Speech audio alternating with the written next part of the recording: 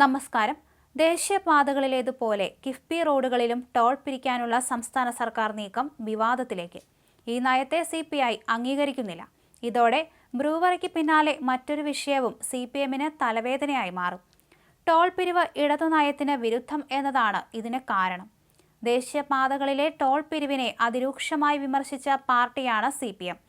മഹാരാഷ്ട്രയിലും മറ്റും ദേശീയപാതയുമായി ബന്ധപ്പെട്ട പ്രക്ഷോഭങ്ങൾക്കും നേതൃത്വം നൽകി. ഈ സാഹചര്യത്തിൽ ടോളുമായി മുമ്പോട്ട് പോകുന്നത് വലിയ വിവാദമാകും.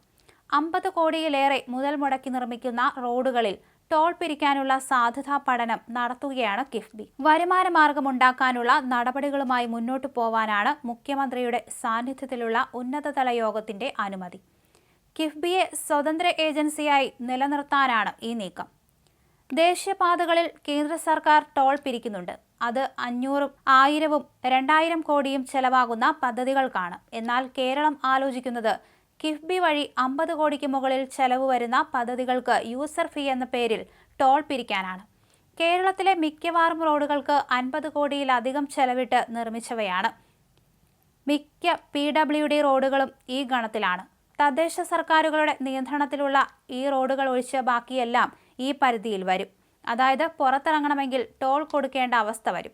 വൻ മുതൽ മുടക്കിലുള്ള കേന്ദ്ര റോഡുകളുമായി 50 കോടി മുതൽ മുടക്കിലെ റോഡുകൾക്ക് യൂസർ ഫീ പിരിക്കുന്നതിനെ താരതമ്യം ചെയ്യുന്ന തട്ടിപ്പാണ് കേരളത്തിൽ നടക്കാൻ പോകുന്നത്. കിഫ്ബിക്കായി ഇന്ധന സെസ് പിരിക്കുന്നുണ്ട്. കേരളത്തിൽ പെട്രോൾ ഡീസൽ വില ഉയർത്തി നിർത്തുന്നതും ഈ സെസ്സുകളാണ്. ഇതിനൊപ്പമാണ് യൂസർ ഫീ ചർച്ചകളും. ടോൾ എന്ന പേരും ഇതിന് സോഷ്യൽ മീഡിയ നൽകിയിട്ടുണ്ട്. കിഫ്ബി വഴിയാണ് കേരളത്തിലെ റോഡ് വികസനം പ്രധാനമായും നടക്കുന്നത്. സെസ് പിരിച്ച് കിഫ്ബിക്ക് കൊടുക്കും. കിഫ്ബി കടമെടുത്ത് റോഡ് പണിയും. ഈ മോഡലിൽ കിഫ്ബി എടുക്കുന്ന ലോണുകളും സംസ്ഥാനത്തിന്റെ കണക്കിൽ കേന്ദ്രം ഉൾപ്പെടുത്തുന്നു.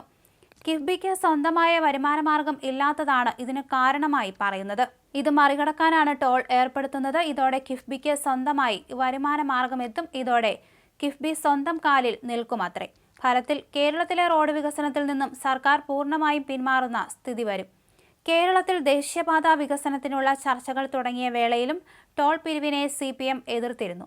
ഇതിനെല്ലാം പുറമെ ഒന്നാം പിണറായി സർക്കാരിൽ പൊതുമരാമത്ത് മന്ത്രിയായിരുന്ന G. സുധാകരൻ സംസ്ഥാന പാതകളിൽ ടോൾ വേണ്ടെന്ന് തീരുമാനിച്ചു. ഇങ്ങനെ ഏറെക്കാലമായി CPM പിന്തുടരുന്ന നയത്തിലാണ് ഇപ്പോഴത്തെ പൊളിച്ചെഴുത്ത്. അതും മുഖ്യമന്ത്രിയുടെ മരുമകനായ മുഹമ്മദ് റിയാസ് പൊതുമരാമത്ത് വകുപ്പ് ഭരിക്കുമ്പോൾ 2019 ജൂൺ 14 നിയമസഭയിൽ കിഫ്ബി നടപ്പിലാക്കുന്ന പദ്ധതികളിൽ നിന്ന് വരുമാനം ലഭ്യമാക്കാൻ യൂസർ ഫീയോ ടോളോ പിരിക്കുന്ന കാര്യം ആലോചനയിലുണ്ടോ എന്ന ചോദ്യത്തിന് ഇല്ലെന്നായിരുന്നു ധനമന്ത്രി തോമസ് ഐസക്കിന്റെ മറുപടി. ടോൾ പിരിവ് ഉൾപ്പെടെയുള്ള വരുമാന മാർഗങ്ങളാകാമെന്ന് കിഫ്ബി നിയമം അനുശാസിക്കുന്നുണ്ടെങ്കിലും CPMന്റെ പ്രഖ്യാപിത നയമനുസരിച്ചായിരുന്നു കേന്ദ്ര കമ്മിറ്റി അംഗമായ തോമസ് ഐസക്കിന്റെ മറുപടി. കഴിഞ്ഞ ലോക്സഭാ തെരഞ്ഞെടുപ്പിന് ശേഷം ടോൾ പിരിവിനെതിരെ നിലപാട് വ്യക്തമാക്കി CPM പോളിറ്റ് ബ്യൂറോ പ്രസ്താവന പുറപ്പെടുവിച്ചിരുന്നു. തെരഞ്ഞെടുപ്പ് പൂർത്തിയായപ്പോൾ റോഡ് ടോൾ ടാക്സ് 5% കേന്ദ്ര സർക്കാർ വർദ്ധിപ്പിച്ചെന്നും ജനങ്ങളുടെ യാത്രാ ചെലവിന് പുറമെ നിത്യോപയോഗ സാധനങ്ങൾക്കും വില കൂടുമെന്നും വിമർശിച്ചു. 2024 ജൂൺ 3 ഈ പ്രസ്താവന. ഈ നിലപാടുകളെല്ലാം കാറ്റിൽ പറത്തിയാണ് സർക്കാരിന്റെ നീക്കം.